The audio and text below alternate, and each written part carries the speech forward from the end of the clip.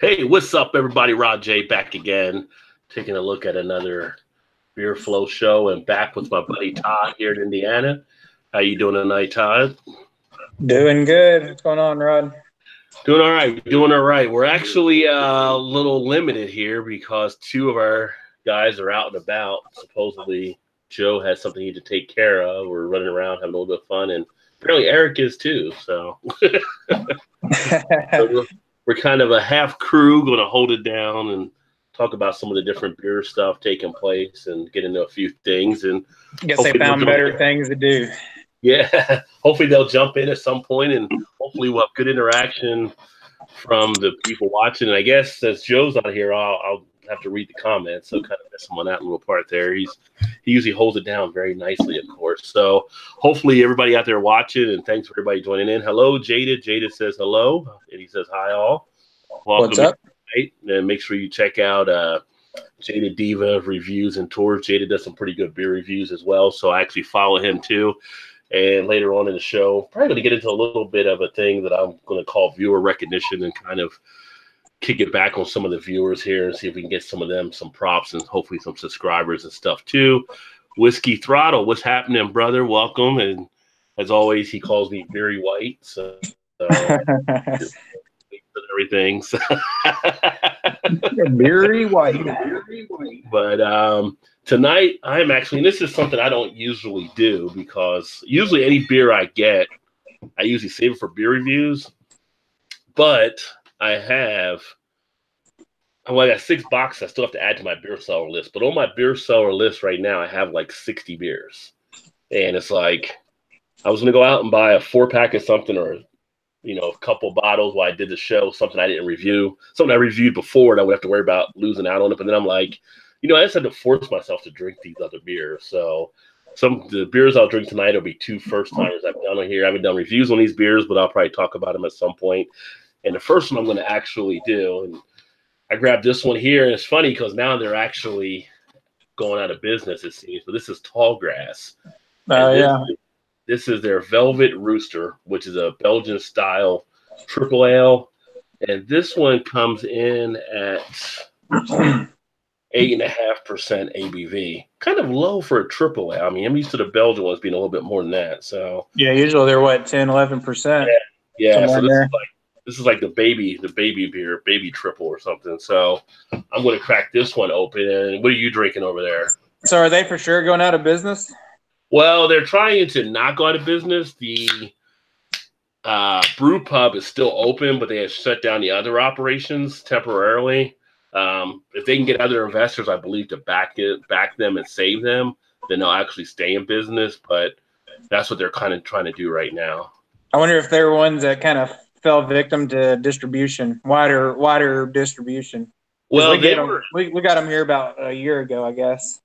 Well, they were in like 18 or 19 states, and so they may have spread themselves too thin. And one thing that was alluded to in the story about them was that they did say they felt they were losing out to a little bit more of a local feel from some of the breweries. So in certain areas, people were just diving more into their community breweries. And since they weren't part of those communities, they were getting left on the shelves. So kind of like here around Cincinnati, we have so many local breweries that people in certain communities are just always holding up those breweries. So if you came in from Cleveland, you may not get as much attention as you will for some of the Cincinnati local ones here, possibly. So, right. Unless your platform's always welcome here. So, and I can't wait till their tasting room finally opens here next month or two. But I'm kind of glad to see them come in our area. But I don't know, a month ago, I guess, probably. They are blowing up. They were one of those top 50 small ones, making a big jump now. And to Whiskey Throttle, he says, I'm in a dry camp. So Whiskey Throttle's not enjoying anything right now. Unbelievable. Vanessa Kitty says, hello, Vanessa Kitty. Thanks for coming into the show. Jaded says, thanks, man. Looking forward to your thought on the Sierra Nevada Oktoberfest. Yeah, so if you haven't had the Sierra Nevada Oktoberfest, make sure you check out Jaded's channel. He had just uploaded a review on it the last few days. Nice review on it. I'm actually pretty pumped to try it, and I have one down in the cooler that I haven't pulled out yet, but it was actually done where they teamed up with Weston Fanner. So That's going to be great because they make some good beers. And so every year, Sierra Nevada teams up with somebody new for their Oktoberfest. I think they started about 3 or 4 years ago or so, which is kind of a novel idea. So it'll be interesting to taste that one. I haven't really got into the Oktoberfest beers yet, although I mentioned talking about a little bit about Oktoberfest tonight. Are you guys out there, or Todd, drinking Oktoberfest beers? And have you had any? I know Jada has, but has anybody else started digging into Oktoberfest?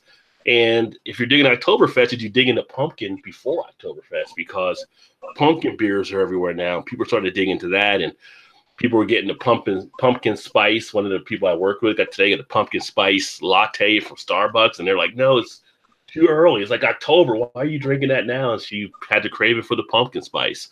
And one of the guys I know, he had a pumpkin spice Pop-Tart. Yes, a Pop-Tart. So pumpkin is like blowing up everywhere, but I still think it's too early. What do you guys think? Yeah, I think it's kind of early also. We actually, like I was telling you earlier, I'm getting a little feedback there. Anyway, our local bottle shop here that I go to frequent quite often and buy most of my stuff from, they did a free Oktoberfest pumpkin ale beer tasting tonight. So there's probably 25, 30 different ones. So I did have the Sam Adams Oktoberfest. It was really good. It was pretty good. And I learned tonight from the sales rep, I didn't even realize that they were collaborating or brewing it with other brewers. I didn't realize they had started doing that. He said it's been going on for 3 or 4 years now, but I didn't know that. Yeah, I didn't know Samuel Adams was doing that either. So, well, I don't know. I mean, did I say Sam Adams? Oh yeah, Sierra Nevada. Sierra Nevada. Okay. Yeah. Sorry about that. Yeah, Sierra Nevada. So I had that one tonight. That was really good. Now, but now that you did mention, okay, I did make a mistake. I did have the Sam Adams Oktoberfest. So I just realized we were like at one of the restaurants when we went to Chicago last week, and Sam Adams Oktoberfest was kind of the better beer of all the selections they actually had there. You walk into one of those places and it's usually like Bud or Miller or Coors or maybe like Shock Top or something, and it's like, oh, Sam Adams, and they had the Oktoberfest. So I did have one of those on draft this year, and actually, it was all right. But I've liked their Oktoberfest in the past. I haven't started rolling into like the other ones yet, and there's just so many of them coming out. They're like, Yingling's Oktoberfest is now here. So, yeah, we tried that one. Had that one tonight too, and it was okay. It wasn't bad. I'm not a huge, like, I don't really seek out to find the pumpkin beers. I mean, I'll try them, especially if it's a free tasting, but I don't seek out just to buy them. Now, the one I do like to try to get every year, and I just picked up a couple tonight too, and going to send one out to Joe because he says he's never had it and he can't get it there, is the Schlafly pumpkin ale. Oh, yeah. He doesn't get Schlafly beers up where he is. So yeah, so when I got to talking, we did our little beer review last Thursday since we wasn't on the show, and afterwards we got talking about it, and he's like, "Oh, I can't get that." He's like, "That's one I've been really wanting to try." I'm like, "You can't get Schlafly there, but you can get like Perennial or whatever. It's also in St. Louis, He's like, "No, I can't get them." I was like, "Well, I'll pick you one up and send it out to you if you've never had it, because it's always rated one of the top, pumpkin ale type beers anyway, generally." Yeah. And it's one of my favorites. So that's one I will seek out, and I usually like to get the Sam Adams Oktoberfest too, because that's one of the few that from year to year you can actually tell there's a little difference in them. Like it's not just like, I'm sure it's mass produced, but doesn't feel like a mass produced beer. Mm-hmm.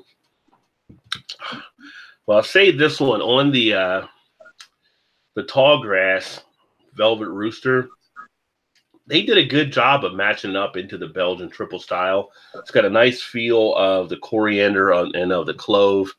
The beer itself has some pretty decent clarity. I think you can see some of that carbonation there as well as you shoot through to the other side of it. A little bit of lacing. Overall, a pretty decent product. And I've always heard good things about Tallgrass. So it's just interesting what they had run into. And it's just the way the craft beer world has become at times. You just don't know.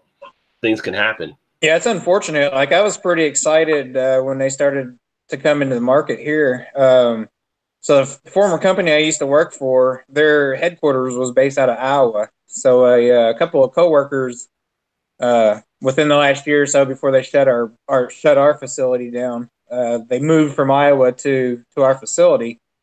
So one of the girls, she'd go back home, a couple times a year to visit, and she'd bring back some tall grass stuff for me just to try because like craft beers. So that was the first time I had it.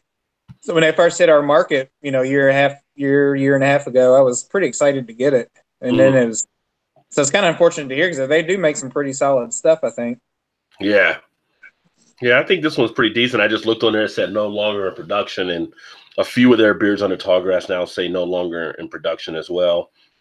So, if you do happen to see these out there, because this is a beer you can hold on to for a bit at the 8.5% ABV and a Belgian triple, you may still find this one out there on some of the shelves. If you do find it, I say pick it up. You can actually hold that and be in good shape and not have to worry about anything with it. So. And I don't think I ever answered your question earlier, but I'm drinking a 450 North Citra Nuggets. Magical 450 North. That's like freaking Goldwoman the Precious. Anybody that gets 450 North is like my precious and shit. So this is a double dry hopped, double IPA, 100% Citra hops. Yeah. And it checks in at 8%. So what do you think? What do you think of the taste on that one? It's good. I like it. I mean, if you like, obviously you got to like Citra hop because that's all it is in it. But it's definitely Citra's. I like Citra a lot. That's one of my favorite hops, I guess, probably out there. I would say I don't know if it's my most favorite, but it's definitely one I like for sure. That's definitely a good beer. It's a nice Citra notes, orange. Maybe a little bit of lemon, some grapefruit for sure. Yeah, it's nice. It's a good beer. Yeah, and it's kind of interesting because they're like kind of one of those, like you said, turnaround brews. They were struggling before and they started taking off. Kind of like when we talk about Old Nation, they were pretty much down, and then M43 lifted them up, and now they got all these other great beers they're producing. Yeah, like I said, I was telling you off camera before. Tomorrow they're having a 6-year anniversary. And I'd say probably, I can't say it for sure that they were going under 3 years ago, but they weren't. To me, they weren't making anything any good.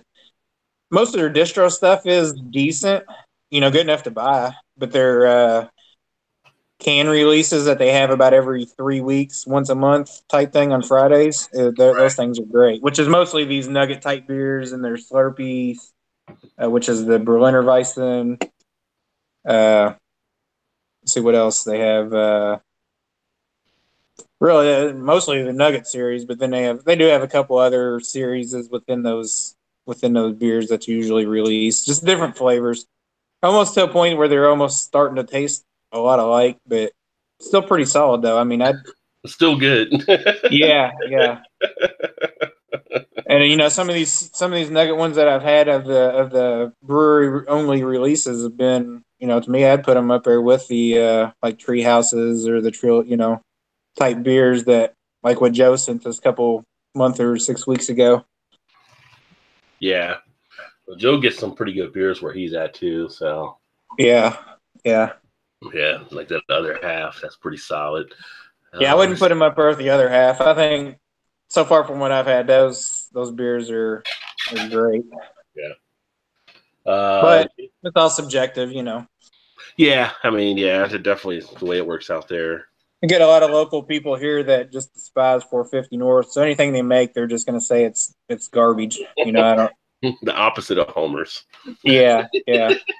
But there are also sometimes the same ones that are standing in line Friday morning waiting to get it because they'll trade it off for the Treehouse and Trilliums or the Old Nations or whatever, other halves or whatever they can get out of it. Apparently it trades pretty good in the market.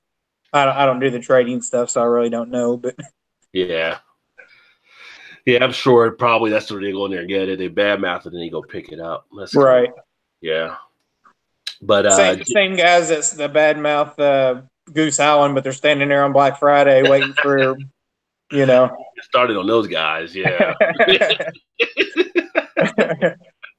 Oh, I hate 312. Blah, blah, blah, blah. Oh, it's time for Bourbon County. All right, I'm in. Yeah. I'm going to go camp out for 16 hours and wait for it. Right. But Jada said maybe pulling in will help. We were talking about tall grass. He said Russian River pulled distro out of Washington a year or two back, and they've done well, I'm sure. You know, everybody knows Russian River.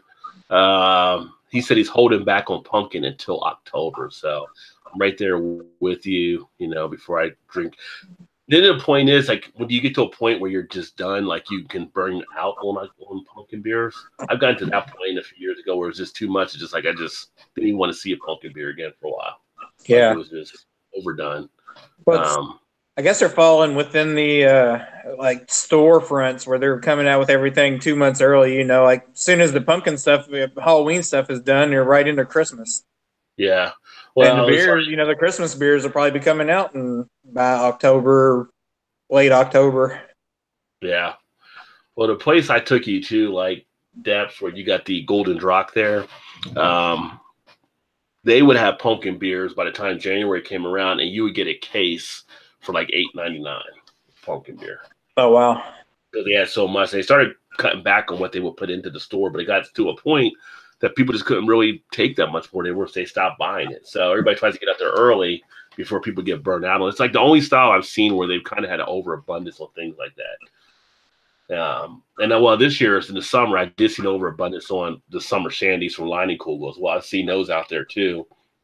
Like people were just dumping to get those off the shelves. I mean, so it gets kind of crazy. So people, these stores are watching what they're bringing in because they don't want to get left holding the bag, right? You know, those kind of like musical chairs, who that last one will be possibly. So, yeah, when you were seeing, I don't know about where you was at, but Pumpkin and what's the other Southern tier? Warlock. Warlock, yeah. I mean, they were on the shelves for early this year, even where you could still get, you know, last year's Pumpkin and Warlock, which Warlock, I think, percentage well, Pumpkin's 8%. So I mean, probably not going to lose a lot by sitting on the shelf. But to me, I remember a few years ago when Warlock come out and Pumpkin, you could never hardly find them. So now it's just like, I think it's hit the peak of everybody's interest in even picking it up anymore. Well, it's become such a big hitter for them that I think they may have overproduced just to get the stuff out there to assist. It's the same thing that I saw this year with the 1050 bourbon barrel. We still have that on shelves in places.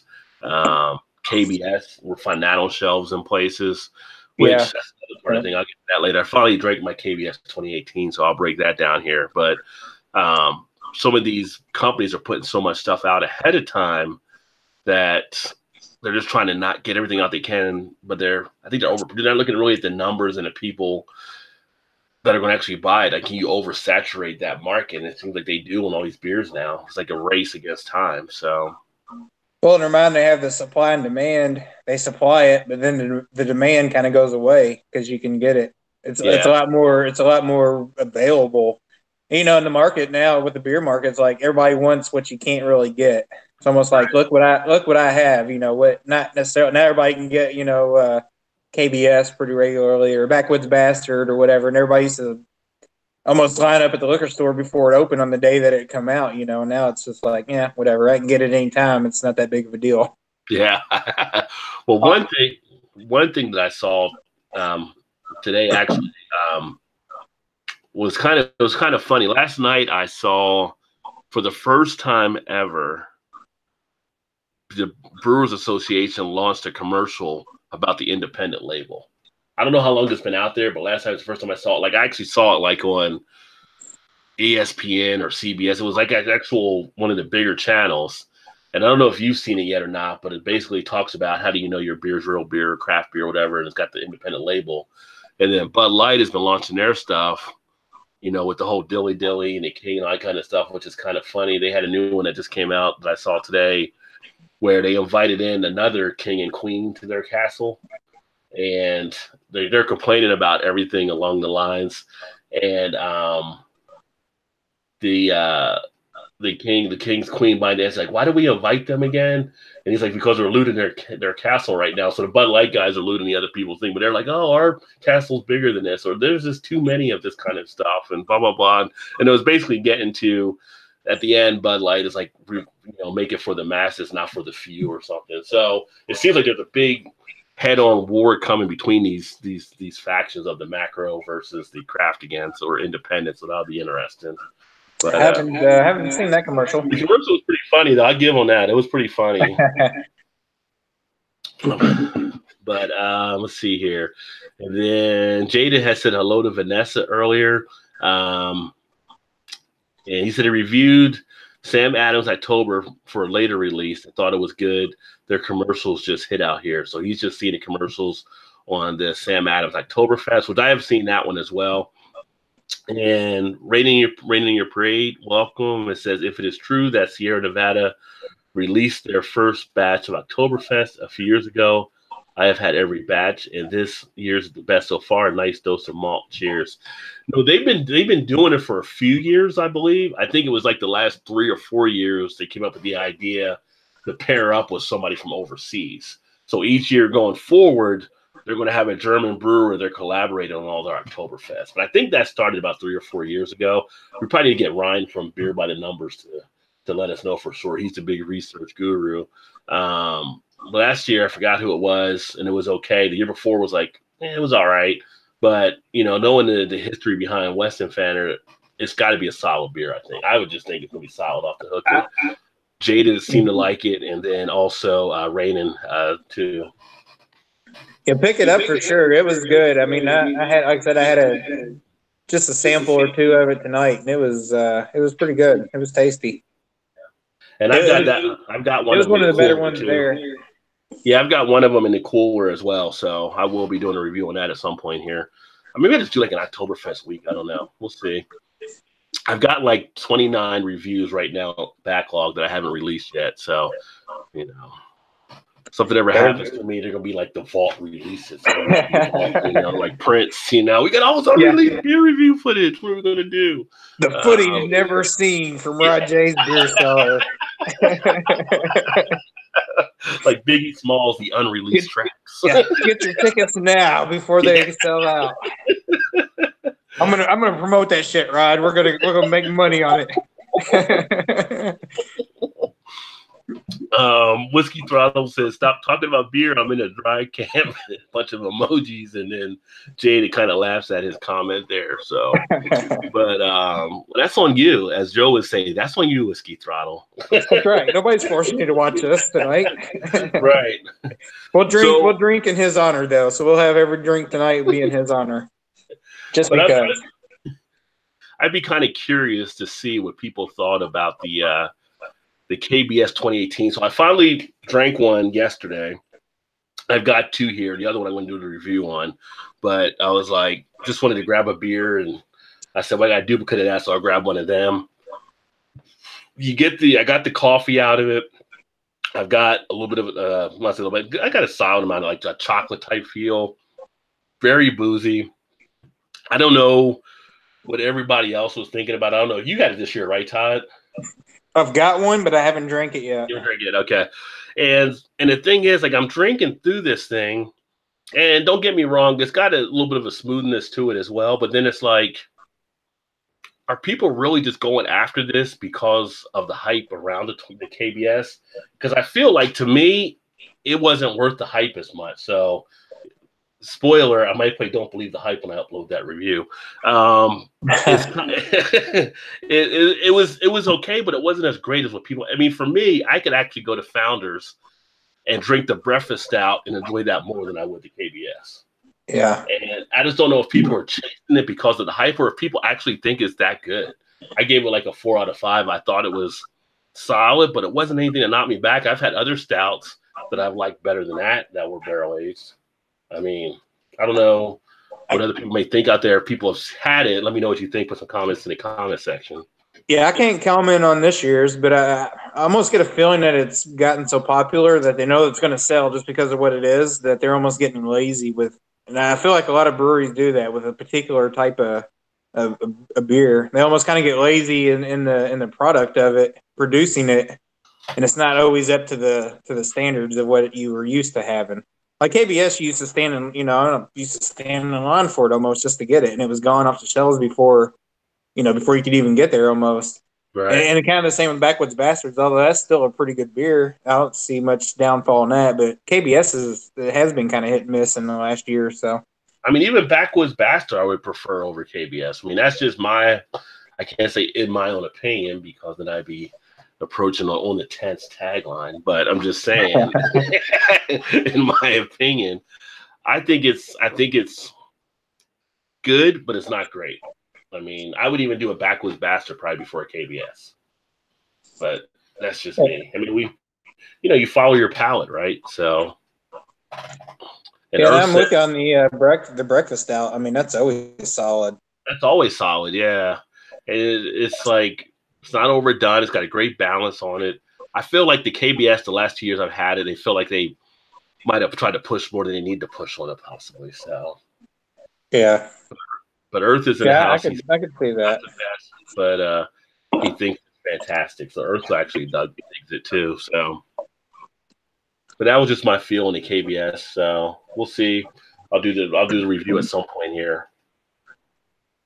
I will say for 12.3, although you smell that booziness, you get that in the taste some. It's not as potent as I thought it may be at that level, but yeah. And then, look who's in the fucking comments now. Freaking Joe. Where you at, son? Joe says, I thought this year's version of KBS was incredibly tasty. I think the issue is there's so many other beers around that have more equaled or surpassed it. It's not as special anymore. So he says, that said, I enjoy Backwoods Bastard more. Always have. So he's another one that, Backwoods Bastard, he actually prefers that a little bit more. Oh, he says he's still at the damn party when he's trying to watch. But Joe, that's not courteous to the people you're at the party with. All right, Joe, quit playing pin the tail on the donkey. Joe's over in the corner. Make an appearance. He's over in the corner texting. Like, what is he doing? What are you doing over there? Nothing. Don't worry about me. I'm on this show right now, but I'm here at this damn party. That's funny. Enjoy yourself, Joe. Enjoy yourself. So last week, and I think I know you saw it, Todd. As some guys that are watching, I've seen it as well. He said he's been there for almost 3 hours and thinks that's good enough. So, well, if you happen to head back and you get home in time, jump on. Went to Chicago last week. Went to Lagunitas. Had a blast at Lagunitas, catching up with my buddy Kyle there, and talked about a lot of the brews. Got to taste and sample some of the stuff. They had a couple new releases that I actually got to taste. One of them was like a new lemongrass beer they came out with. And place is just so huge. So one of the things there, I think I mentioned in the video, they shot part of the scene from Batman in the facility that is now their Chicago brewery. Let me see if I have that here. 1 second. I saw your pictures, or saw your video too. That thing was massive. Looked pretty massive. Yeah, I mean, it was like the Uber driver dropped me off, and I'm like, am I in the middle of a warehouse park? Like, the GPS says it should be here, but then you see the Lagunitas on the sign, right? But it was just like this huge, massive warehouse, and they have like this 100-year lease there with the city. Let me pull it. One second. Rod, would they have like a restaurant inside too, or is it just like a tap room? Or they have the tap room, but you can order food and everything there as well. Okay. Which the food was pretty decent too. It's kind of the same way with like Rheingeist. When you go to the Rheingeist, you don't even realize you're going to the brewery because it's just like an old warehouse building type. It's like on the 3rd floor of this old building. Have you been there? Right. Yeah, I've been there as well. Rheingeist, yeah, been there a few times. Yeah, that's a pretty cool place. But the scene, if you remember the scene here, where the Joker comes down when the gangsters all in there. Oh yeah. He comes down and then he burns all their money and everything. This is actually inside the brewery at Lagunitas.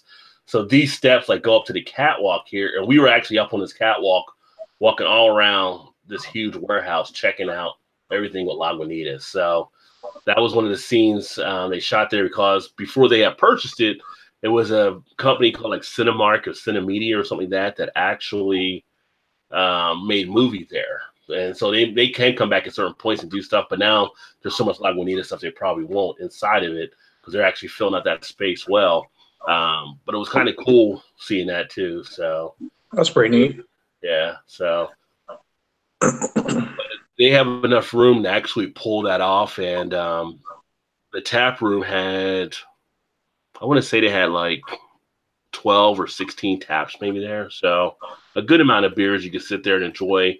They had like one of my favorites was right there on tap, the Imperial Stout that they do.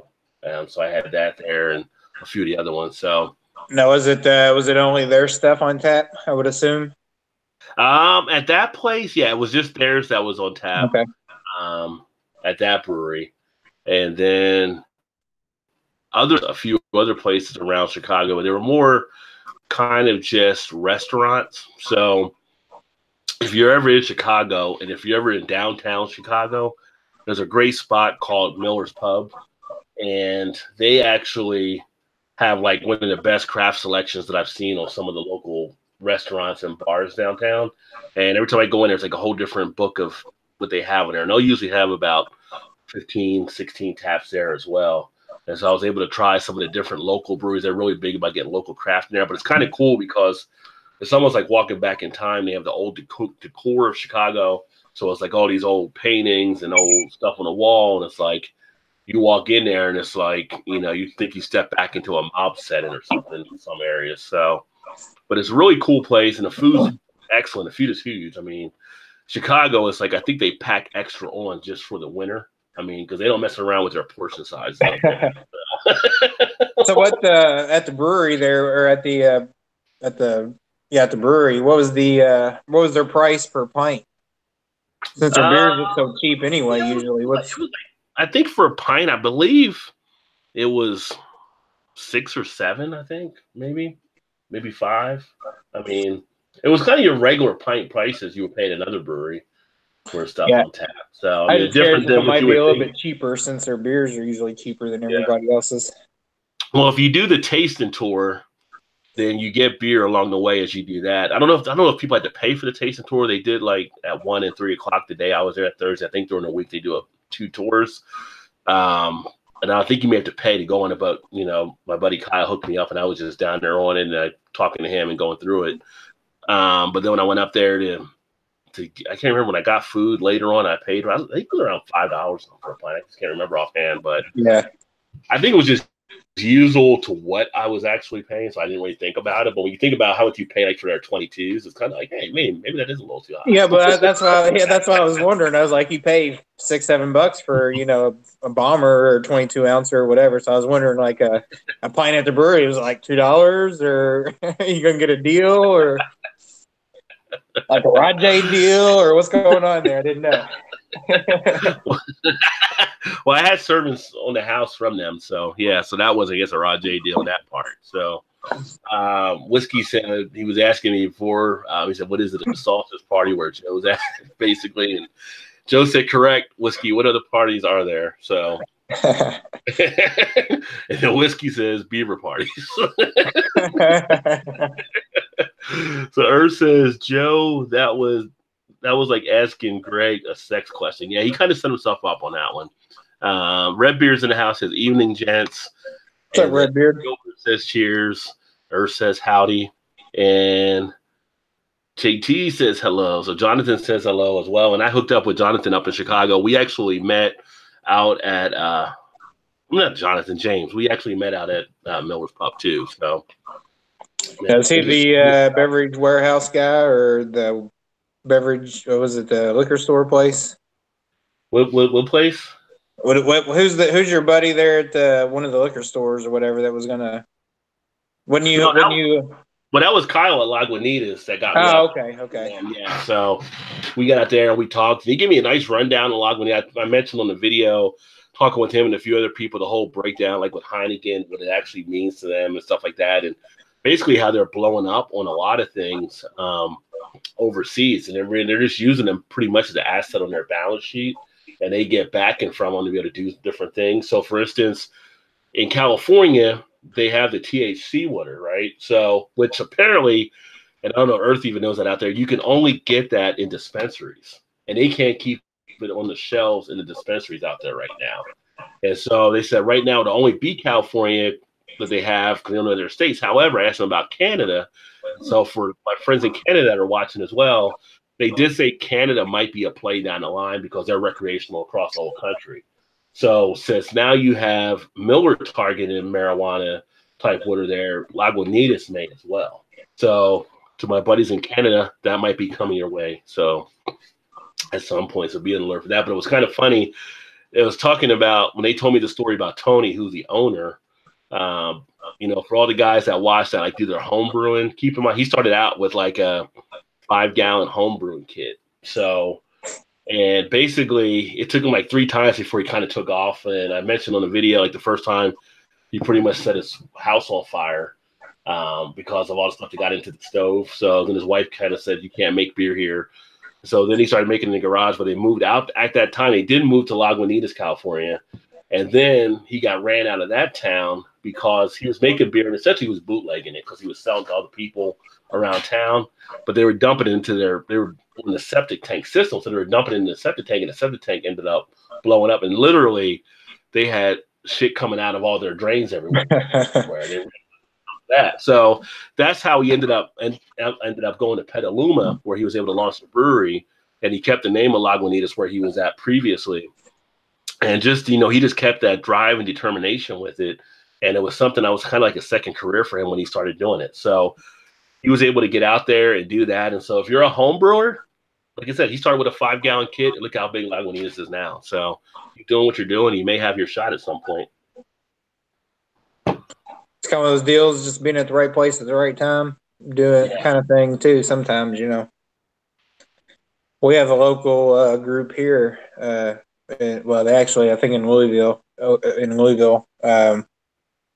trying to make it. I don't know if they just don't have the backing to make it at a larger scale, but they do a lot of like out of their garage type brewing type things. And I think they may have a GoFundMe. I'm not really sure. They're making like 22% alcohol beers. I've not had a chance to have one yet, but I've heard everybody just raves about them. It's called Burning Foot. So if you ever, at some point get a chance to try one, try it. I haven't had a chance to get over there yet, but they do like they'll post stuff they have like a Facebook page, and they'll post stuff where they'll have like a beer, where they'll brew 3 or 4 different beers, and they just invite people over to, I don't know if it's their house or out of this garage or where they're at a warehouse. I don't know what they're doing it out of. Yeah. Bring beers and just bottle share, and I don't think it costs anything. They just want people. They're just trying to get their name out there. Yeah, you can buy glasses and shirts and whatnot, but I've heard a lot of great things about them. So I mean, it's kind of like you said, if you do 5-gallon batches, you never know. Just give it a try. That's the perfect beer when you tell the wife, "I'm just going to have one," right? So yeah, 22% beer, equivalent to a whole bottle of wine, but who cares? It's just one beer.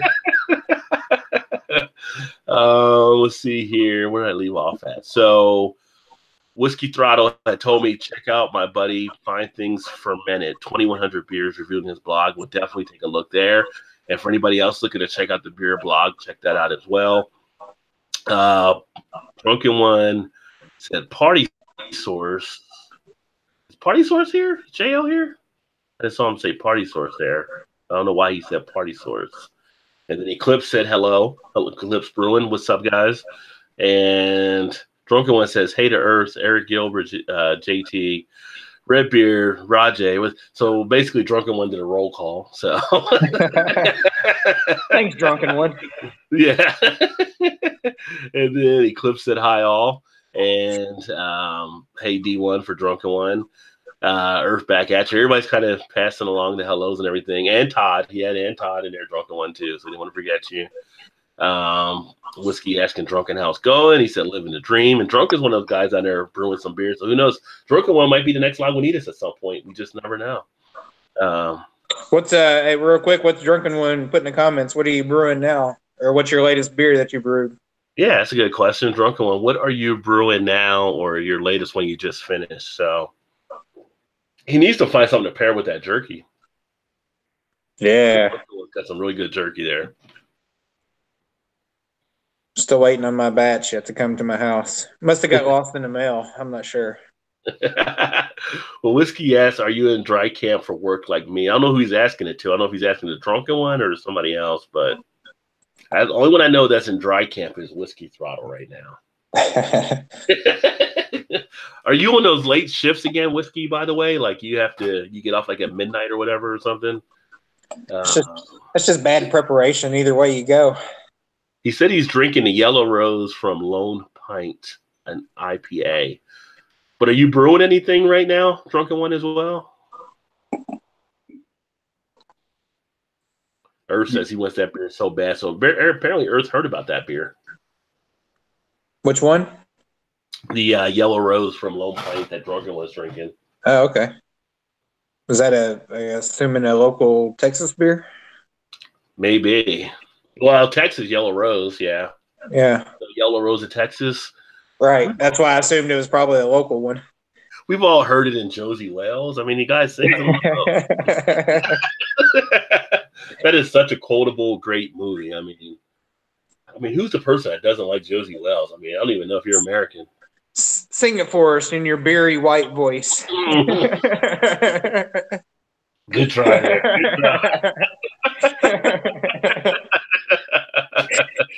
Cheers, Elbow. Yes, Lagunitas is solid as well. And that's the and then what's that? Eric Gilbert said, "Cheers, drunken one." I would have answered earlier, but elbow deep in Cajun wings. So Gilbert's throwing down right now. Cajun wings. That sounds good. Elbow mentioned Maximus Ale, which is a good one from Lagunitas as well. Earth said he's been trying to acquire for a few years. So Earth, I think he's trying to acquire the Yellow Rose, unless it's the Maximum. I think it's the Yellow Rose that Earth is trying to dig after. So yeah, you can't. Go ahead. I was gonna say you can't go wrong with Lagunitas beers. Yeah. I mean the price point's so great, and the stuff they make is really good. I mean, like in the video in the comments, we were talking about it. I think as far as any brewery and the bang that you get for your buck, it's hard to beat Lagunitas. I think they're probably the best one out there, giving you a great quality and not, soaking you for the dollars to do it. So. For sure. Yeah, for sure. I mean, I haven't had many of their. I'm trying to think offhand. Is there a beer that I've had from them that I'm just like, no, it's just not good. I don't know that I've really had very many from them. It's been misses, really. Yeah. I think I may have had one of their, it might have been like a lager or something I've had from them in the past. That was one little thing it was like, I might have given it like a 2.5 or 2.75 out of 5, but it was like not what I equate with their other beers. But most of them, like 90+%, have been solid that I've had from Lagunitas. Yeah, so, I'm sure I've had one or two, maybe. I just can't think of them off the top of my head. So, I mean, their hits are far greater than their misses, in my opinion. It's tough for a brewery to bat 1,000. There's only been a few breweries that I would say that I can remember that have done that thus far that I've tasted. One of them is a local one here, and that's Street Side Brewery. When I went to there, I did a video on them. That's on the channel, but I went to there and tried their beers. Every one of theirs was pretty much a knockout. What are they? What's their main specialty? They were doing some different IPAs there at the time. Some of the New England IPA, but they were doing some other stuff too. I mean, they had like good stouts as well. I mean, it was just everything was kind of like crafted well for it. It's just one of those things where there wasn't really any shortcut type taken. It just felt like everything was just so freaking solid. Are they bottling or canning or anything yet? Not yet. I think they can do crowlers. I think they might be. Okay. But as far as distribution for that, now you have to go to the brewery to actually check them out. But even like a Mad Tree, not all of them have been 1,000 hits, right? I haven't got everything there. So, but yeah, I agree. As good as much as I like Mad Tree, yeah, I agree with you there. Yeah. They're not, they have some stuff that's. I'm not going to say there's anything that I've had that's just been awful, but there's, some stuff I'm like, yeah, okay, I'm not probably won't buy it again, but. Yeah. For the most part, you can't go wrong with Mad Tree either. Same with the Rheingeist. I mean, they've had a few misses, but they're pretty solid for the most part. Yeah. And TQ Murray says Yellow Rose is awesome. He had it a few times, always good. Ever says Mosaic, baby. And then Drunken One says, "This is my second batch of 10 gallons." And Smash Beer with German Pills and Mosaic. So that's what Drunken One is making. So he's making a single malt and single hop beer. That's what Smash means. In case anybody didn't know that out there, that here, if you hear that in the beer realm, when someone says Smash, that is single malt and single hop, which is actually a great way to also learn about some of the beers because you can kind of pick up the details of what that hop and malt are actually like. So, but cheers to this and your batch there, Drunken One. TQ says, "Go Ravens."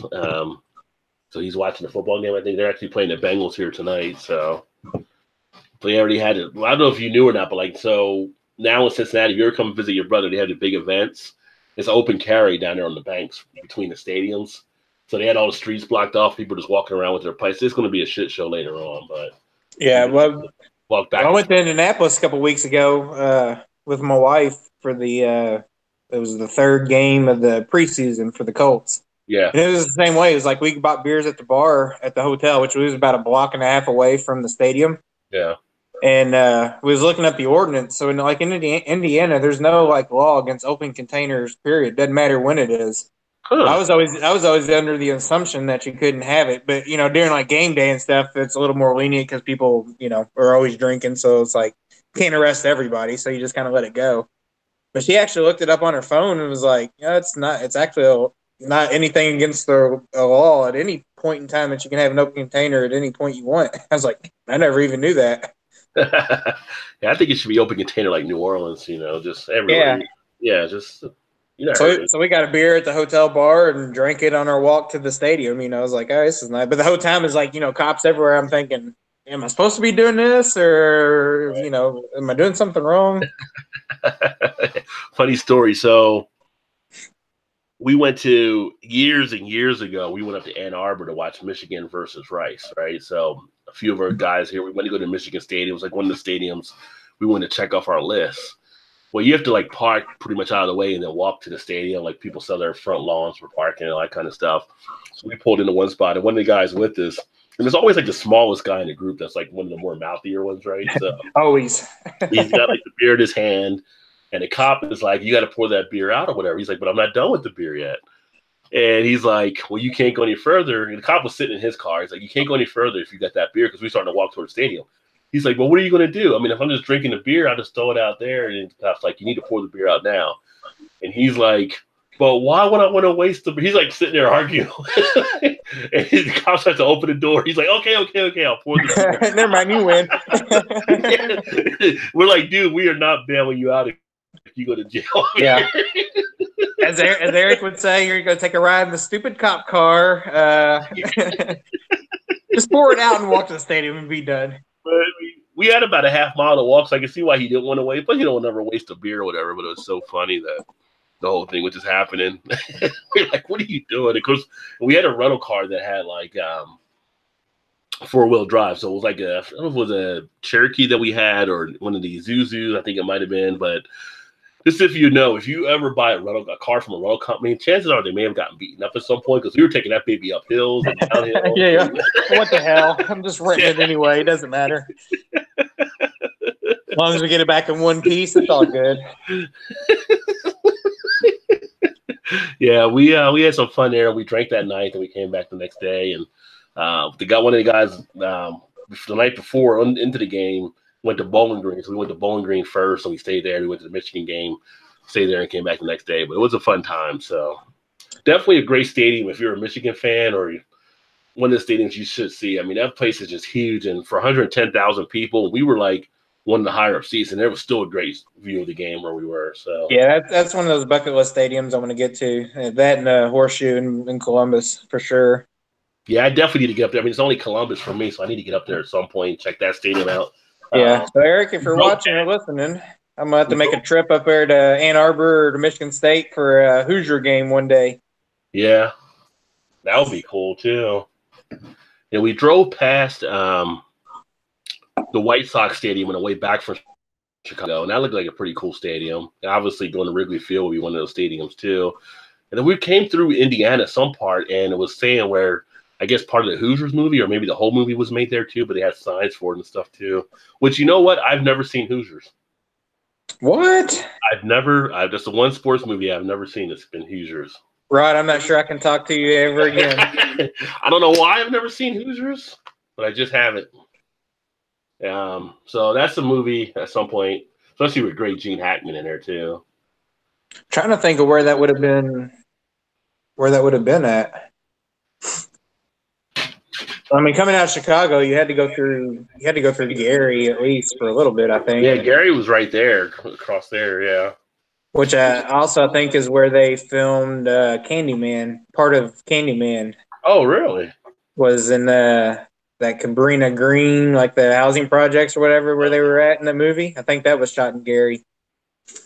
I could be wrong, but I think I'm right on that. Yeah, I remember when the first Candyman came out. That was it was pretty interesting. It was like kind of freaked out. It was kind of like the first Halloween, right, or the first Right. Nightmare Yeah. on Elm Street. Then the other ones came out, and it's kind of like, Yeah. now you done ruined the franchise. Yeah. Can't just leave it alone. You always got to try to make it better. Mess around with it and everything. Which I did see an interesting thing. I don't know if you saw yet the new trailer for the new Halloween movie coming out. I haven't.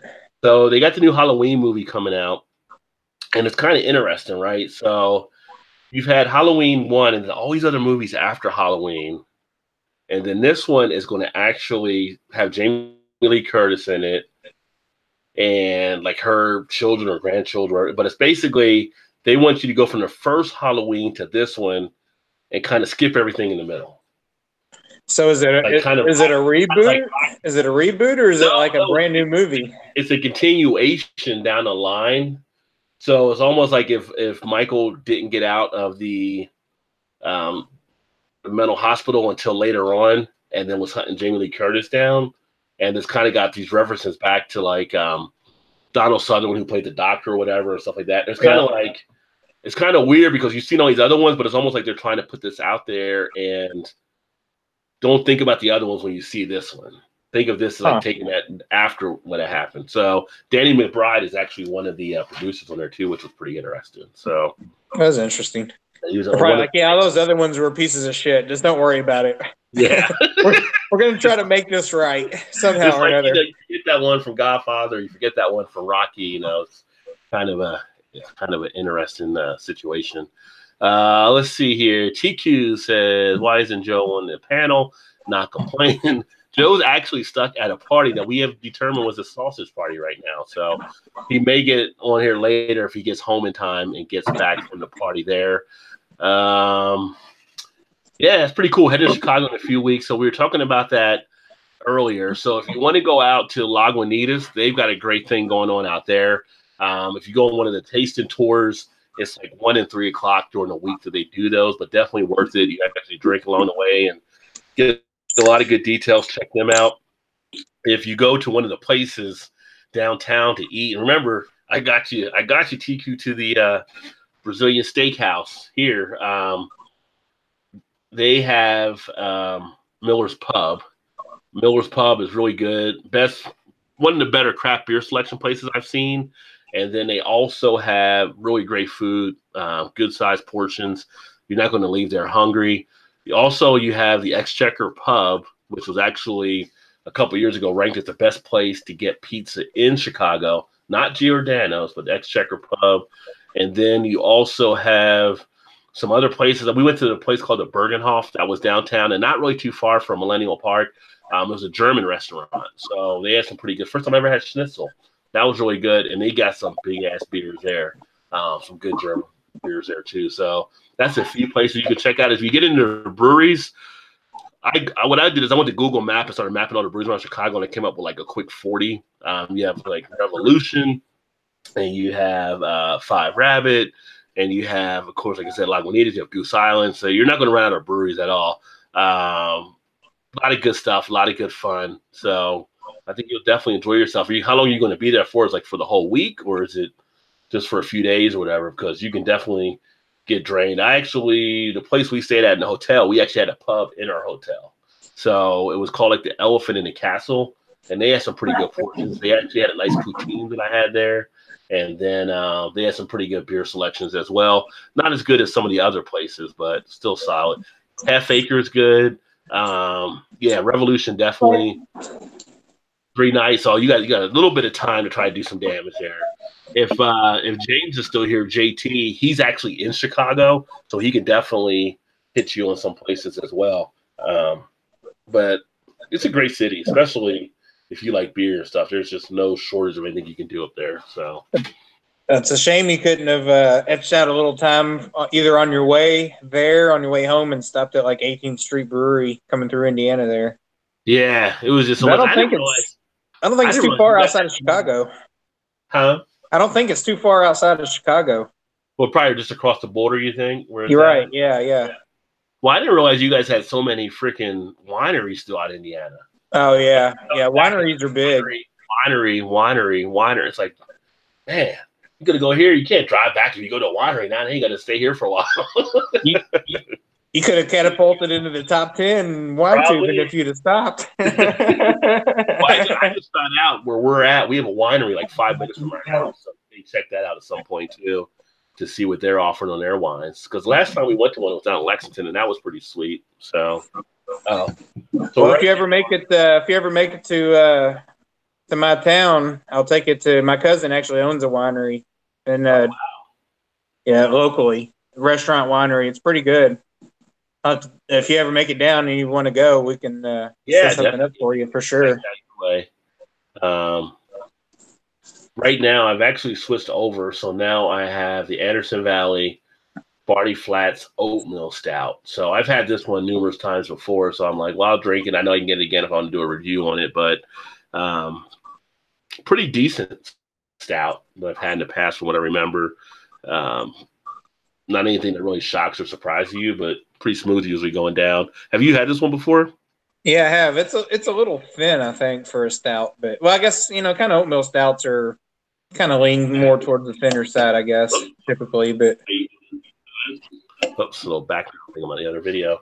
Well, this one actually is a little more boozy than I thought it was going to be, though, too. Maybe I'm thinking of something else from before. That one's not too bad, though. Do you like it?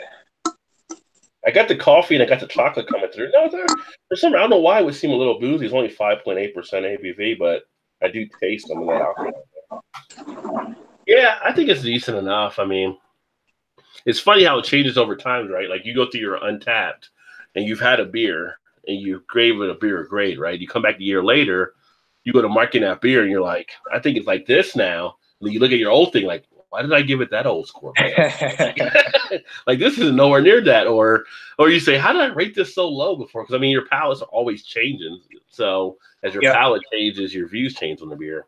I remember when I first started Untapped, going back and looking at some of like the very first check-ins. Some of the things like 4.5, 4.75, 5. I'm like, those are just not that good of beers. What was I thinking back? But that was when you just diving into craft beer, so you think, oh, it's the greatest thing ever. But yeah, that's the growth of your universe too, right? So when you come back now, you have it again, and you've had hundreds of other beers. You're like, this doesn't really stack up versus the stuff I have now versus what I had before, So yeah, you're right. It's definitely it's always a changing evolution with your taste buds for sure. Yeah. But I was going to say one of the things I was going to want to do too is because I always appreciate all the people that are kind of watching and everything along those lines. But, for those that are watching and you do have a channel, in the comments, put something in the comments about your channel so people would know or what you like to do. And that people can go to the 3 dots on the right and actually pull up your channel and go ahead and check you out as well. So I just thought you might want to share some stuff like, Whiskey Throttle does some pretty good stuff with whiskeys there. Redbeard does the stuff with the beer reviews. He also does a lot of stuff with the gaming channel. So if you want to throw something up in the comments, so people know why they should check you out, feel free to do so. What is Shannon doing that there? She's throwing off the show here. I don't know. There's a bug or something chasing her around the kitchen. I'm not sure. Yeah, I had to do it all along. I got beer drinking to do, so I can't mess with it. She's like, Todd. So, what are you playing nowadays, Rod? On the PS4? Yeah. I've been kicking around some different things. I actually got back into NHL 18 for whatever reason. So I've been playing that, but then I started messing around with Call of Duty again and Doom as well. I started playing that again. Well, I relaunched the gaming channel on Twitch, and then copied over to again on YouTube as well. So on YouTube, the gaming channel is now Rod J Gaming. So if anybody's into gaming, they can check that out as well. Usually I'll play on there. And then over on Twitch, it's just Rod J Gamer at Twitch. But blow off some steam doing that. Are you gonna get the new Madden, by the way? Yeah, I just joined I didn't just join. We're almost done with first season. So I play like an online league. Yeah. A buddy of mine got me into it. And it's probably my third year, I guess. So it's pretty fun. I'm way outclassed. You got the new Madden already? Do what? You get the new one already? Yeah. Oh, okay. I was gonna say they actually have it on a sale right now on PlayStation through the store. It's like $37 or whatever. Oh, really? Yeah. That's a pretty good deal. I was thinking about getting it, but it's pretty good. It's better than last year's. I seem to get burnt out more on Madden than I do like on hockey or anything. So. Yeah, I do too a little bit. I'll play in this league, and then I usually last a couple seasons, and I just kind of bail. Everybody's, after a couple of seasons on it, then everybody just kind of starts dropping out. So yeah, and new guys will come in and whatnot, but I usually get beat up so bad every week, I just get tired of playing because I'm tired of losing all the time. That was the one you definitely got me in on that game. It's not a bad. First couple times you got me though. Yeah, that was just luck right there. I will say with the oatmeal in this one, it does add a nice smoothness to the beer. So, if I remember, it kind of has a creamy texture to it. Yeah, from the oatmeal. Yeah. So that kind of a decent beer. It does have a little bit of that thinness for a stout though too. So you're right there. Yeah, that's what I was gonna say. That's what I remember. I remember it tasting good, but I remember it being a little thin. I mean, if there was a complaint about it, I remember it being a little thin for being a stout. Yeah. Especially like an oatmeal stout, which I guess a lot of the oatmeal stouts tend to lean towards the thin side, it seems. Yeah. Well, it's more of that chocolate coffee versus a porter, which is usually a little bit more roasty, right? So even though a stout is really still a porter, but that's a whole different discussion. But what's your overall opinion on Anderson Valley usually on their stuff? I usually like their stuff. They do have some pretty good gozes I've drank from them.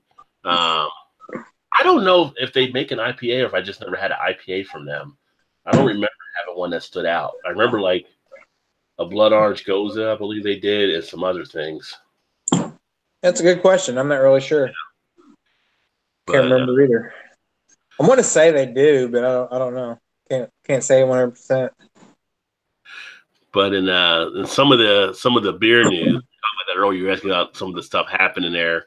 So thoughts go out, of course, I think, right, for the people down in Carolina stuff facing this hurricane, and hopefully everything works out well. Of course, Budweiser has decided to can winter instead of beer for relief. So I'm like, is there any difference from what they were doing before? they're just swapping labels. They ain't kidding nobody. They're just swapping labels. But another interesting thing, the Budweiser heir that's supposed to take over Budweiser, he decided to turn to selling pot instead of beer. So he's actually working more in the marijuana trade now than caring about what the beer's going to offer, which is kind of interesting. He's launching ABV Cannabis, a Colorado-based startup around marijuana. Interesting. Yeah. Yes, he doesn't want to do it. I had the Budweiser, was it the Jim Beam version? Yeah. For some reason, at the Oktoberfest beer tasting I was at tonight, they had that as a sampling. Yeah. It was okay. Okay. I mean, it had a hint. It wasn't overpowering with the bourbon, but it was decent. Yeah. So in Australia, I don't know what Australia is actually doing at this point because they got other issues taking place. So apparently like 9 hours ago or something, last night, this one brewery decided to release a beer. The beer was actually called Pussy Juice. Huh. So now is this the one that they're actually taking like samples from girls and putting it in the beer? I don't know I didn't pull up the article. Let me take a look here. But I saw apparently, something. Well, I there was saw enough. something a couple weeks ago, maybe even a month ago, where they were some. I don't even know where the brewery was at, but they were actually taking like samples from. I don't know if it was like girls' panties or straight from Yeah. whatever, and actually making beer out of it. So they would send the beer, and it was like like the label on it was like a peel label, so you could like peel it off and see who the actual girl was that was inside the beer. Yeah, there was some. Yeah, there too, yeah. But here's the thing, right? So this wasn't the same company that did that. It's an Australian brewery drew internet ire last night after releasing a beer with the graphic name Pussy Juice, apparently in honor of one of his female employees. Obviously, you can tell like three guys came up with this idea. So this Black Hops Brewing on the Gold Coast, just south of Brisbane, announced the beer on social media with the cutesy pastel colored image of a bartender drawn on the wall, and in this book, will be making a shaker or shaka sign with one hand. On Facebook, the brewery added a description for the New England IPA. The offering as wet and ready in front of you, a ripe and juicy peach. And imploring potential drinkers to press your face towards the opening as you drink in the goodness. And it says at the bottom of the poem, whatever, get your mind out of the gutter, boys. It's just a can of beer. Yeah. What's the tasting notes on that, Rod? Yeah. Well, and anyway, what ends up happening, they got hit up so much on social media within the night, they actually pulled the name of the beer. They took the name of the beer off of it and not going to release it under that name now. And again, this is why diversity matters in brewing as well, because I'm sure they had some women employees in the three guys session. I'm like, guys, that might not be a good idea. I don't think you want to go that route. So it's just, it's funny. It's kind of like, what are you guys thinking? Put that under the what are you guys thinking file. So interesting. But they had to try it at least. Drunken One says he's also chilling with the Dogfish Head 60-minute IPA, which is always a good IPA. But then he also says sure beats scratch and sniff. So Drunken One with the zinger. We always count on him. Yeah. And so then there was a thing that ran in the Minneapolis Star Tribune asking, is your craft beer really a craft beer?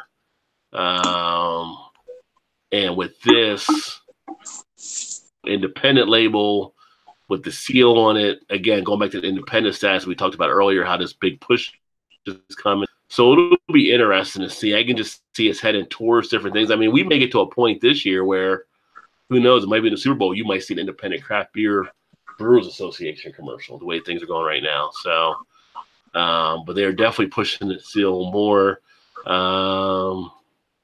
in comparison to what defining craft, and they put the craft definition out there. And as we all know, the craft definition is actually something that is subjective to whoever's in charge because they've already moved it a couple times previously. So take that for what you want. But apparently, under this new label, more of the groups are getting together. These other breweries. Hey, what's happening, Ethan? Ethan says, "Sup, fellas." So, what's up? You can check out Ethan's beer reviews as well, as Ethan also talks about beers. Let me see here. So will like a Sierra Nevada or one of the bigger ones ever put the independent label on their stuff, you think? Or are they too far? Are they too far gone to really be considered independent? No, I mean they're still independent. I could see them doing it. It's a matter of what they really need to do it. I mean, people kind of know who they are. They may. I mean, it wouldn't surprise me if they did. Like Stone or some of the bigger boys, that mass produce stuff and get it out everywhere. Yeah. I personally would kind of like to see them maybe take that step and do that. Yeah. Well, it's funny too because like talking with Lagunitas, for instance, we were talking about that and some of the pushback they get under Heineken, and they're like, they were telling me one of the things, like people think, we're trying to compete against all these other craft breweries out there too. We want to help them too. We want them on tap handles next to us. We want like us next to one of their handles because we look good together with them, blah, blah, blah. He said, we want to get more of the handles, maybe, to push off one of the bigger boys type thing as well for what they're trying to target and stuff. So they want to, you see like a Miller, Bud, and Coors, they want one of their tap handles in a bar. They don't want to push off any of the smaller ones. So they were pretty cool about some of the stuff they're doing out there. So I'm curious, I'm curious, Elysian, type some of the breweries that are AB InBev now or whatnot, or Miller or whatnot. If there really has been much of a change in production and the quality and taste of beers, like Lagunitas, I haven't really seen any change. Yeah, that's the thing. Like Heineken's not messing with them at all. Let them do what they want. And some of the AB and Bev, as far as I know, like Elysian and a few other ones, they might be getting left alone too. So the thing is, I never had Elysian before AB and Bev because. Well, yeah, me either. That's why I was wondering if there's any different. Anybody out there that's actually had it before, and then comment and see. I'm curious to see because like Wicked Weed, it falls under that same umbrella now. I never had Wicked Weed. I actually went to Asheville, North Carolina last year and stopped at the brewery and talked to one of the guys there, and he's like, yeah, they've really had nothing to do with us since they bought us. He's like, they just want us to keep doing what we're doing and basically just trying to get us out there more in distribution eventually and pumping money in to do more things. He's like, they really haven't messed with any of the techniques or had any say-so in what they're brewing. So, and they're one of the ones that kind of get a bad rap too, since the buyout or whatnot. And they don't seem to really be messed with either. So I'm just kind of curious to see on some of those, like Elysian, like you said, I've never had it before, they were taken over and distribution and started hitting mass markets. Yeah. Yeah, I mean, that's the thing that you have to weigh in there too, is that, you would have had it without them doing it, but it'd be kind of interesting to see what it was before and after. I mean, some people say Goose Island, they think they see a change since they be in bed. Like, really? Do you? Are you sure you do? Or is it maybe things may have changed for you? I don't know. It's one of those things that sometimes it might be people say that they feel that. Yeah, and a lot of times it's a perception thing. You just think it's something different because you want it to be something different because conglomerate's taken over. I don't know if it's necessarily the case. I don't know. Yeah. Seems to me like Goose Island's made more stuff since they've been taken over than they were making beforehand. Kind of venturing a little more outside the box, it seems. Yeah. Yeah, they've definitely been putting more stuff out there, it seems. But for this one, like for Drunken One, I was just looking at this one piece here. This is actually down in Texas, a new whiskey barrel-aged beer, big enough for Texas. And it's actually coming out of Special Brewery, who, of course, Special Brewery does Shiner. So they actually teamed up with Waco-based Balcones Distilling to release a limited edition Oktoberfest themed lager like nothing before it. So the Special Marzen is more than just barrel with whiskey. It shares a soul. While they're talking about that, about oaky, cinnamon-like flavors, breaking through in every sip, evoke the same characteristics that they have cultivated in its Texas single malt. Copper orange hue of the beer has whiskey written all over it. It's a pretty decent looking one. I was trying to see if the ABV was on here, but $14.99 a bottle for 750 milliliter. It looks like it's only like 5.75. Interesting. Anyway, that's one in Texas coming out with a collab for a whiskey type Oktoberfest beer. So if you drink Shiner, then you've had the Special Breweries, the one behind Shiner. And let's see anything else out here. It was kind of funny when I went to Chicago and I had schnitzel for the first time. That's actually some pretty good. It's like pretty much like I want to say like a thinner type pork chop or something, or a pork loin, but it's really good. It's deep fried or whatever. Someone ever offers you schnitzel, take them up on it. That's all I'm saying. Yeah, there's a pretty good like German restaurant up in Indianapolis. And I tried some up there a few years ago. It's actually pretty good. Yeah. Well, speaking of football season, do you have like a favorite food for tailgating? Is there a favorite food you like if you go to a tailgate with beer? Nah, just kind of basic burgers and dogs, really. Yeah. What about you? Nothing. I don't know if I have anything that really jumps out. I mean, burgers are always good. Dogs are fine. So a lot of times you might have like wings or tenders or something too. Yeah. Burgers and dogs are just so easy. Just easy to transport, easy and quick to fix. You know, you're not tending to grill for a long time. Yeah, I don't know. I don't know if there's really anything outside of that I've actually ever uh, taken for a tailgate. My brother sometimes he'll take like a little pork chop, like real thin cut pork chops, or even like real thin cut like steaks or something, just to make Right. a little like sandwiches or whatever out of, and that's usually pretty good.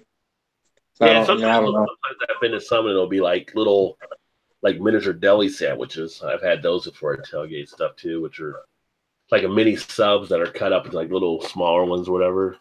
Yeah. Those aren't too bad. Yeah, basically, if you're at a tailgate, as long as there's beer, doesn't matter. Food's just second. It's usually beer, and nowadays, at least here in Cincinnati, it's like beer, cornhole, and then food. Yeah. Right. Yeah. Exactly. Yeah. And food is kind of optional as long as you have like some peanuts or some chips or just something a little, just to take the edge off a little bit, maybe. Right. Yeah. So next week will be Oktoberfest. We talked about it a little bit before the show, so it'll be the biggest Oktoberfest outside of Munich, and it hasn't changed. I don't think it's actually here in Cincinnati, and I have never been to the Oktoberfest to drink. I've been like, because usually it'll be like downtown on Friday, and then we'll have the wiener dog races and stuff like that happening, like the beer carrying, all that kind of stuff. And it's like, oh, we gotta go back to work. We can't really drink anything, type. So I'm thinking about trying to go Oktoberfest next weekend, but we get so many people here, it could be a little bit crazy. I just feel like I need to go there just to experience it at least once. So that'll be something to kind of check out. Are you trying to get to the Oktoberfest as well? Anything down there that you're going to, Louisville or? No, there's honestly, I don't even know if there's anything going on offhand, really, for that. I'm not sure. Yeah. Nothing that I know of, anyway. Yeah. Well. Yeah, you should at least take a vacation day or something and go to it sooner. Yeah, well, it's Friday, sooner rather than later, so I can get there on the weekend. Oh shoot! I just realized I'm in Toledo next Thursday and Friday and Saturday. So if I go, it'd have to be on Sunday. So next week I'm up in Toledo, and one of the things up in Toledo is I plan to get out to Black Frog Brewing and try to get some video and stuff out there of their brewery, some information. I don't know if I'll shoot the video or take pictures again. It's kind of weird being in the brewery because you want to kind of experience stuff, and I feel like sometimes shooting the video takes away from me actually wanting to experience stuff. I just take the pictures. But that should be kind of interesting to check that out. And on the channel, I had done an interview with Chris, who actually owns and runs Black Frog Brewing. Unfortunately, he's out of town next week, but he said the brewery will be open. So I'll swing by there and try to check them out and maybe some other stuff. I didn't buy any beer in Chicago to bring back because I just have too much beer here. So that was kind of weird, not stopping anywhere to get beer on the way back. I don't know if Toledo will be the same because there's also so many good Northern Ohio breweries up around that way too. I may have to pick up something. But can you really say that though? Is there ever just too many beers that you actually can have? Come on, Rod. That seems like a cop out. Point made. But I got a lot of stuff in this cellar that I got to still get there. I mean, Drunken ones offered to move in to help me out, so I got to do something with these beers on there. So, well, when I was there, you actually pawned a few things off on me. So, yeah. hey, This with you. Yeah. If you need to send some things out, you got my address. So just saying. Just tell Shannon you're going out for a bit. Right. I'll be back. I'll be back in a couple irons. Just show up at Goodwill. I want to make donation. What are you donating? Beer. And everybody out there, I have seen his beer cellar. It's pretty nice. Yeah. A lot of boxes of bottles everywhere. Yeah. A lot of good stuff in there too. So it's kind of like, I want to drink this, I want to drink that, and I mean, you go there and it's like I went down to the cooler today to get these two, and I'm like looking at it like, I want that. Oh, I don't want to do that one because I want to do a review on that one. No, I want to do a review on that one. So I was like, I'll grab these two because these two are easily. Well, one's struggling right now. The other one I can get any time. So, but yeah, I got quite a few in this. Well, I don't know, probably 50, 55 or so in the cellar. Most of them are stouts, obviously barrel aged stuff, whatnot. Yeah. But it's like I just look at them like I just need to drink them. I just got to pop one sooner or later. A lot of them are bombers, so it's like I need somebody here to to help me drink it. Oh, come on, man! Just do your thing. I'm myself. I just go right all in. Well, I mean, I ain't gonna say I normally do, but tell Shannon to pull some weight and help you out if you need it. Yeah, well.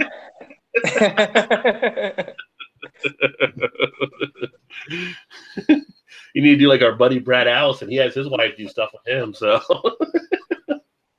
I try. She just ain't always going for it, so. Yeah. Well, there's some beers I think that she likes and some she definitely does not, so. Yeah. I was impressed, though. She pretty much tried all the Oktoberfest and pumpkin beers tonight, so. Yeah, there's a new one that Rhine Guys came out with that I did the other night. I forget the name of that one is. And it's kind of interesting because it's kind of an ale cider mix. And it actually surprised me how good it actually is. It's called the Wowie. It's an ale with pineapple and passion fruit. Oh, wow. But I'll have that one uploaded soon. I didn't realize it when I bought it, but when I got it home, I was like, man, this really tastes like kind of like a cider, but it's a beer. And on the label, when you look at it, it does have the cider skeleton on it, like the apple skeleton, which they usually use for cider, but it's still an ale that's imparting those flavors. So they're kind of starting to mix some stuff together from both of them. It was really good. So what's your opinion on the seltzer water, alcoholic seltzer waters? Have you had any of those? I haven't done them yet. I still haven't picked up any, like what's the Spike or whatever. I haven't tried them yet. Yeah, they're pretty good. I mean, actually, for 6% alcohol, you can't really. I mean, you don't even know if it's an alcoholic drink that you're drinking. It tastes just like a straight up, flavored seltzer water. Joe and I was talking about it off camera last week after we did our review. So this week, one of our, I say local breweries, but a brewery out of Indianapolis, New Day Meadery, they came out with 3 different flavored seltzer waters. So I picked up one today while I was at the liquor store earlier. Yeah. I was kind of disappointed because it's only like 4% alcohol, but it was a 4-pack for like $8.99, which is a little steep for only 4%. But I was like, what the hell? There's a pineapple seltzer water, so really got them more for her. But so we'll see what those are. So I'm kind of curious if more breweries are going to go and try some of the seltzer waters themselves. Yeah, I mean, depending if they want to go that way for an off-firm, but it seems like that's more of a specialized type thing. But they said it was like one of the hottest drinks of the summer that people were really going crazy over them. So I may try something at some point. I just haven't done it yet. Yeah. I don't know that I'd rush out and buy them, but it's definitely if you want something alcoholic that, at a cookout or something when it's 9,000 degrees outside, it's definitely a good drink to pick up if you want a little kick to it, Yeah. I mean, it's well hidden enough where you would almost, if a kid come up and ask you for a drink of it, you would almost pass it out. Just be like, here, yeah, you can have some of this water. Then you look at it and you're like, oh, wait a minute. Shit, it's only 6%. Like, get out of here. You can't have this. Yeah. Let me see your ID, kid.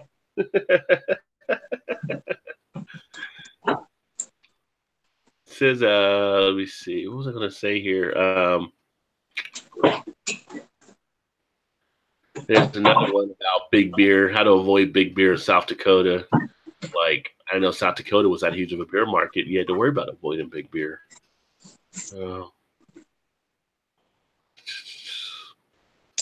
Yeah, I didn't either. I wonder, like in those states like South Dakota, North Dakota, Idaho, stuff. Wonder like how many beers or how many breweries they actually have in like the state. Yeah, that'd be because it's kind of not that as populated, so it'd be kind of interesting to find out. Because you have like Cincinnati, it's like what 60 plus breweries in Cincinnati alone. Yeah, I mean, I'd be hard pressed to think that those states would even have like 20 or more breweries in the whole state. Well, I remember when we used to talk with Cody when we used to do the show back in the day, and he would say he was in, I think he was in North Dakota, but he had to drive 80 miles to get his craft beer supply. So he would drive down and pack up the truck and stuff because everywhere he was all macro. Yeah.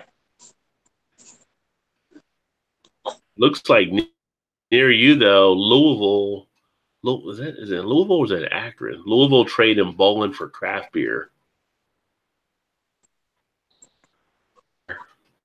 Say it again. Trading bowling? Yeah, Louisville was trading bowling for craft beer.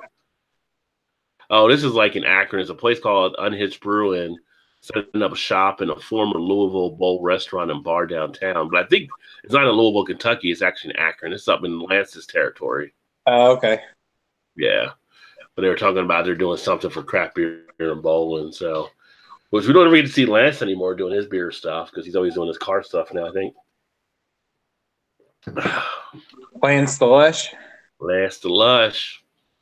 So does he have a different channel now? No, I just think he's always working on stuff. So I think he kind of pulled back from doing the beer stuff while he's working and everything. I hadn't seen anything from him in a long time. Yeah. Of course, usually you always end up falling asleep by the end of his own videos anyway, so. That was really him. The natty started to kick in on him. He loved his natty. And then Eric Gilbert said Club Lauralee has the best German food in his neck of the woods. So Eric's actually up in Canada, but I don't probably get enough German food. I mean, it's good every time I have it for the most part. So, then when at the pub that I had, which I hadn't had in a long time, and I forgot how much I liked it, I had bangers and mash, which is really good. Which is really no more than really sausage and mashed potatoes and gravy with carrots. Yeah. But it's still damn good, especially like the morning after if you drank, it's probably a good like breakfast lunch type deal. But even for dinner, it was solid. So it's all about the name with that, I think. Bangers and mash. I mean, what's not to like about so? What are you having? Bangers and mash. What? I mean, come on. What's not to like about that? That's a good meal. And I had some poutine when I was in Chicago as well. I had poutine with a Bell's Best Brown Ale, which was a perfect match for that. That's a good beer to try too. What was it? Brown ale? What was it? It was Bell's Best Brown Ale. Oh yeah. Yeah, and I had that with the poutine, and it was solid. Yeah. Probably should have had it like at 11 o'clock at night, but still works. Yeah, whatever. Yeah. Do what you got to do. If you're drinking, you got to eat when you eat, right? So that's right. I remember back in the day, back in college, we drink, and then 3 o'clock. We used to a place called Eaton Park down by WVU. So you leave the bars and you go there to be like at 3 in the morning. And it's just like people trying to sober up, eating, and police. Like, on the other side. Sure they're all eating and we're all eating. And they're like, all right, who's leaving first? We're going to follow you out. Just make sure you're not driving. The goal is not to talk to each other. Like, yeah. Shooting fish in a barrel. Right. Like, you're here at 3 in the morning. I know what you've been doing, so we're going to wait and see if we get in a car and drive or not. We're just going to follow you. Yeah, the good thing, Eaton Park was just like 2 blocks away from our dorm, so everybody walked over to it. So you're good there, but it was just always so funny because it would just be like everybody's eating at the same time, right? This is awkward. And if somebody did act up, they'd be upset because they have to stop eating and go take somebody down to jail or whatever. They don't want the paperwork.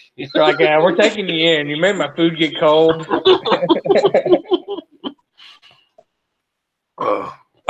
Yeah. And apparently they're talking about they're inside Hong Kong is having a big craft beer revolution, so they're driving a lot of stuff in China too on craft beer. So it's interesting.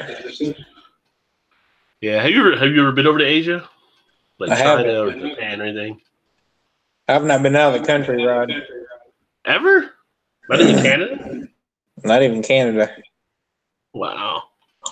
I've been from one coast to the other, but I've never been across the border. Yeah. I've been in Canada, I've been to Mexico, and I've been in the Dominican Republic. So, but those were all like probably the last 10 years or so. Yeah, I got actually, y'all worked my passport's like about 9 years old, so they were all like in the last 10 years. About time to renew it, right? Will they last like 10 years? Do it next year, yeah. Our plan was to go somewhere like Dominican or Dominican Republic was solid. Somewhere in I don't know, somewhere where you got to have a passport, but we never did make it this year. Yeah. Yeah, the all-inclusive way to go too. I mean, everything's taken care of, paid for. You're all set, ready to rock and roll. I got an aunt and uncle that live in San Diego. Yeah, but they actually, and I guess for the last 15 years, they actually built a house and live in San Felipe, Mexico.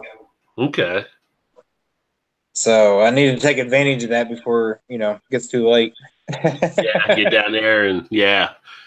I mean, Cancun was solid. I mean, we went to Cancun about 3 months ago, and got back. Everybody's like, "Oh, don't go to Cancun." And so I was like, "We had a good time at Cancun. Safe where we were. I mean, the Americans that we were with had no problem at all." So yeah. But it's like anywhere you go, like somebody doesn't pay attention, and they go somewhere they probably shouldn't go, or something like that, or you get caught up in something. I mean, if you're at a resort, those are pretty secure. At least the ones that we were at. Right. Well, no, don't they always usually tell you not to go off the beaten path anyway? Yeah, they tell you that. I mean, let's be real. Any American citizen, big city you go to, if you go off the beaten path, yeah, you're gonna find that anyway. So, well, first time we went to New Orleans, the hotel we stayed at had a travel channel and it was telling you not to do certain things, and you may do this when you visit other cities, but don't do it down here because of safety concerns. And they pointed out a lot of that stuff and everything. So, and when you were like in the quarter, that's probably like the safest place in New Orleans. They have police like everywhere for the most part. Yeah. So if you do something you're not supposed to, as Joe would say, that's on you. Yeah. It's like watching a horror movie, right? There's a noise and somebody's like, "What's that noise?" "I'm gonna go check it out." You're like, "Don't go check it out." What's over here in the weeds with this big machete? I'm gonna go see what's going on over here. You're like, he's dead. Forget about it. Yeah. All right, we'll see you. You can see him again. It's like you're Star Trek in the red shirt. You're not one of the main characters. Do not beam down to the planet. Right. Like, you guys have to go without me. I'm not going down there. We never come back. Like, I didn't volunteer for this shit. I ain't going. Yeah. You can't make me. I'm not going to do it. Eric says he makes bangers and mash, but the butcher doesn't always have the bangers. Drunken One says hot biscuit is like that every morning. And they retracted. He said biscuit. I think because he said busket the first time. The cops everywhere. Talking about like this everything, like New Orleans, all that. Earth says sounds like the Starbucks of country breakfast. Drunken One. Eric Gilbert says not missing anything in Canada. We're all assholes up here. Actually, I had a great time in Toronto when I went there years ago, and Toronto has, I think, maybe this week or coming up, their Toronto Film Festival. And when I went to Canada, it was actually that same week they actually had that there. I didn't get to see any stars except Olivia Newton-John came out. I saw her, but that's about it. Drunken One said it's bad buffet food, but it's great at 3 a.m. So, oh, I think he said Hot Biscuit is the name of the place. Okay, I get it now. So Hot Biscuit is, I guess, a restaurant there in Texas. Hot Biscuit. I don't know if there's actually, is there a good buffet? I mean, I don't know. Is there? I mean, if you think of actual buffet, I'm not talking about like going to a Brazilian steakhouse and you have a nice salad bar or, you know, something like that. I'm talking about like a buffet, like it's based around the buffet, like Old Country Buffet or Golden Corral. I mean, I don't know if you can have a great buffet with that stuff. I mean, it's just like sweats and arms flying and big people everywhere. I mean, it's like clear the way, you know. It's quantity over quality in that state for sure. I'm at a point you're thinking, but does my butter knife have to become my shank? So, especially on a Friday night when it's seafood, I can eat crab legs. Oh, there's crab legs out Everybody's there. standing in line, just waiting until If there's crab, like, really, somebody's getting stabbed over crab legs. And the damn chocolate fountain. Yeah. Golden Corral is just like, yeah, it's just crazy. Everyone's like afraid of, like, if you got some place you got to go where you got to have like a sneeze shield, is it really a place you want to be eating at? Yeah. Yeah. And the people walk in like the Sunday newspaper, like they're not going to be there the whole time to read it, you know. And I'm talking about they're bringing the coupons too because they're clipping them at the table. They're like, you've been here for 4 hours. You must go now. Yeah, it's funny. Like we have Indian buffets too here, which are usually pretty decent. But like they'll tell you, like I have friends that were Indian, they were like, you don't really want to ever get the buffet because they're not all making everything as fresh. So if you order off the plate, off the menu, everything is made more fresh that way. Yeah. So. kind of the same way with the Chinese buffets. Yeah. So I mean, because it's like macro versus craft, right?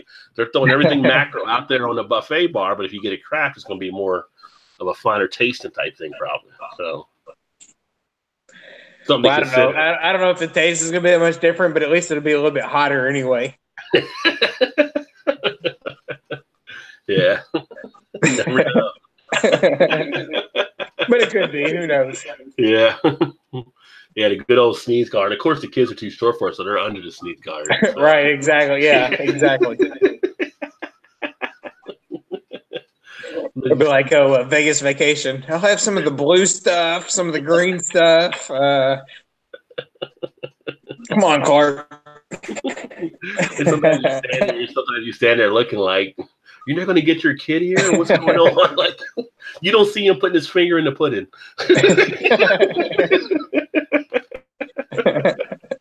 They're like, get the finger out of the pudding, Bill. That's where it all starts. Kid named Bill. Yeah. It's all downhill from there. Yeah. Well, I think we covered a lot tonight. So anything else you want to add there? No, not to think of. Appreciate everybody actually checking out the show tonight. And again, make sure you check out everybody on here. Check out their channel. Check out Drunken One's channel because Drunken One has always got something happening on his channel. I think his latest video or one of his next latest, he was taking his car out after doing some parts work to it. So that was kind of cool. And who else is on here? Ethan's on here. Ethan's Beer Reviews, so check him out. And who else has a channel on here?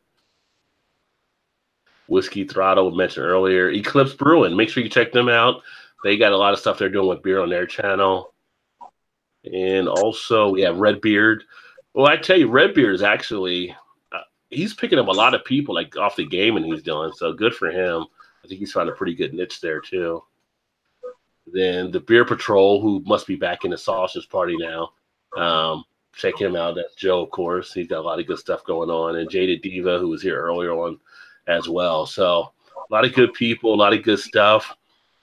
I guess we'll go ahead and sign off here. And then next week, no show next week because I'll be in Toledo. So I don't know, Todd, maybe you and Joe will do something on his channel as well. Yeah, we might do a Sam Adams Oktoberfest tasting, possibly. Yeah. And so check out. Go ahead. I was going to say, I'm not 100% sure, but we kind of kicked that idea around since we knew or kind of thought that we wasn't going to be on for next week. So, so check out Joe's channel just in case. It might be. The Beer Patrol. And then Eric's not here tonight. He's out at a piano bar, I believe. Eric Alliance fan. You can check him out too on some of the stuff. And if he's at a piano bar, we'll see what happens. I don't know if he ends up in a karaoke bar or something. He seemed like he's out with some friends, and they're kind of tearing up the town a little bit. So I was hoping he would join us because I wanted to hear about his trip to Founders because he went to Founders Brewing this week. So he was able to get some of the beers out there as well. But thanks again, and look forward to catching you guys here. I'm going to have some more uploads coming on some of the reviews. And if there's any beers out there you guys want to see, let me know. See if I can pick those up as well, or anything that I actually may have here already. And then I always enjoy you guys stopping by and swinging by and checking out stuff. And then for a lot of you, I got to check out your channels to get up to speed on stuff too. It's just been crazy with everything. But Eric Gilbert says a piano bar and laughs. We need to see some video of that for sure. Yeah. I can feel Eric will have the pink bow on or something. So Eric just get hammered, start doing like Ric Flair woos in the middle of the bar.